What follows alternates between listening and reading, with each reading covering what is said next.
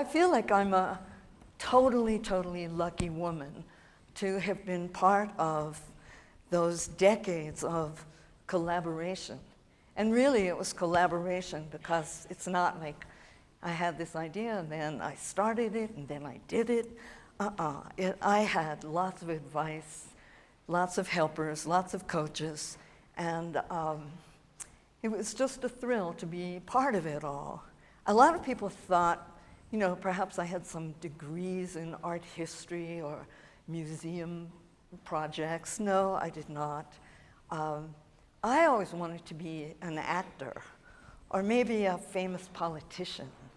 I wasn't thinking about the art world, but I moved to Santa Fe, and pretty soon, most of the people I knew and knew well and loved turned out to be artists. And I loved the way they lived, and I loved the way they thought.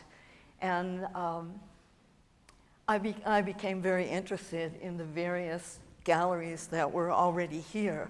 And I worked for Forrest Fenn for a year as his director of research.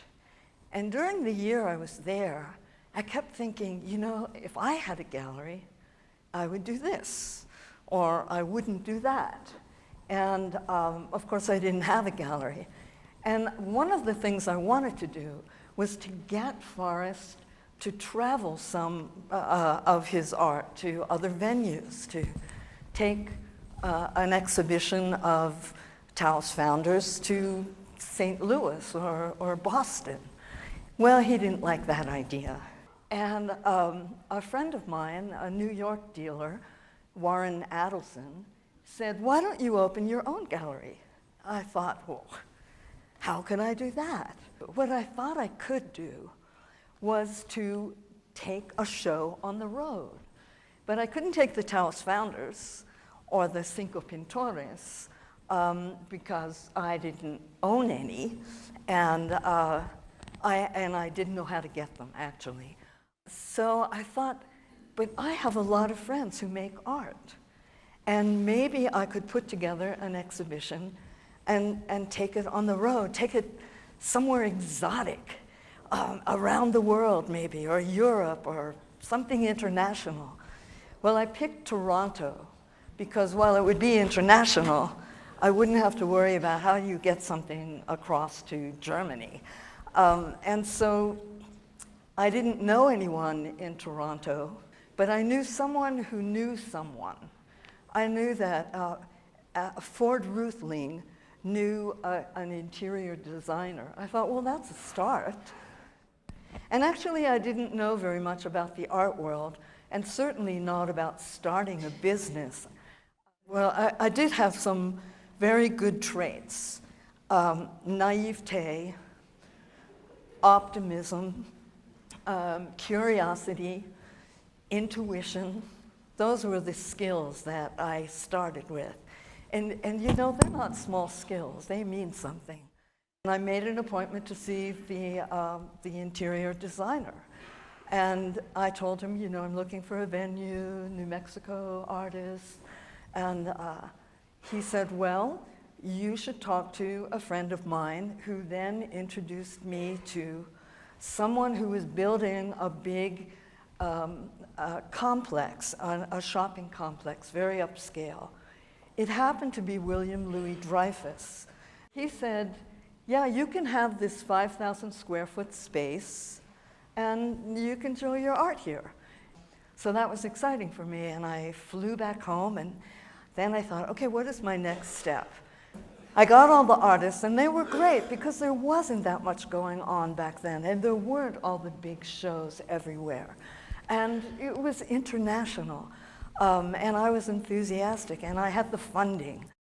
I found a designer. Then we made the invitations, and the show was called New Mexico in Toronto.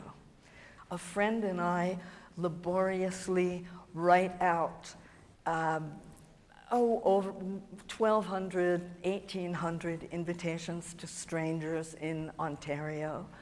And we put stamps on them, we put them in the mail, and that was the first day of the great Canadian postal strike.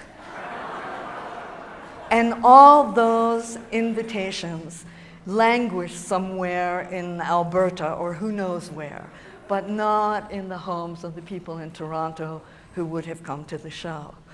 What happened was, in a sense, I had instant credibility because all those wonderful artists put my name and that show on their resumes. And Larry Bell came to me and said, there's a group coming from San Francisco, the SICA group, the Society for the Encouragement of Contemporary Art. And could you help them? They want to visit some collections. And so I thought, okay, well, I'll put art in my house and I'll have a cocktail party for them. And I'll take them to some other collections in Santa Fe. This was in the 70s. Where were the contemporary art collections? There weren't many. So this wonderful group came to the house and they saw these simple collections, really, compared to their collections, which I later saw. And one of the people said, we heard about your show in Toronto.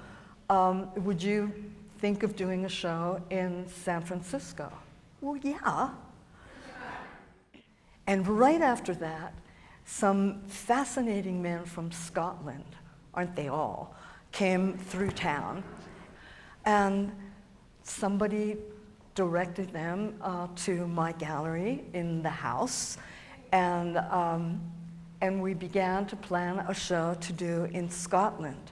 And it was right about the same time when I took one of my next big risk, and I bought the building at 400 Canyon Road. Now I had a gallery. Artists I knew and artists that had been hiding started to come to the gallery, and in August of that first year of the gallery on Canyon Road, I had the privilege of doing a huge show for Sam Scott. And for the entire month of this show, not one sale, not one sale. People came in and then they left. And I wasn't discouraged because I still had checks. And the very first show I had, Clayton Campbell did a painting that was 3 faces, and they were all looking like this, very, very worried, in front of a bright, garish orange background. And across the top it said, "Need money, need money, need money." You know, I can't tell you how many years have gone by that I wished I had that painting. After a couple of years on 2nd Street, you know, the jig was up. At first I thought, well, I'll sell the gallery, and that didn't work out. So I thought, I will just close, and I will reinvent myself. And I thought, why not start a small institute, the Wonder Institute? As I envision it, we'll have salons, it will still deal with the art world, have small shows, and it does have a small philanthropic wing. I was never trying to get rich, and maybe I should have paid more attention to that. What was interesting to me was the interaction with the artists, with the art, with the people who loved artists and art, with the ideas, with the opportunities that came to participate in this fabulous community. Life consists in learning to live on one's own, spontaneous, freewheeling. To do this, one must recognize what is one's own, be familiar and at home with oneself. This means basically learning who one is and learning what one has to offer to the contemporary world, and then learning how to make that offering valid. I did it through those 30 years. I'm doing it now to the best of my ability. Thank you very much.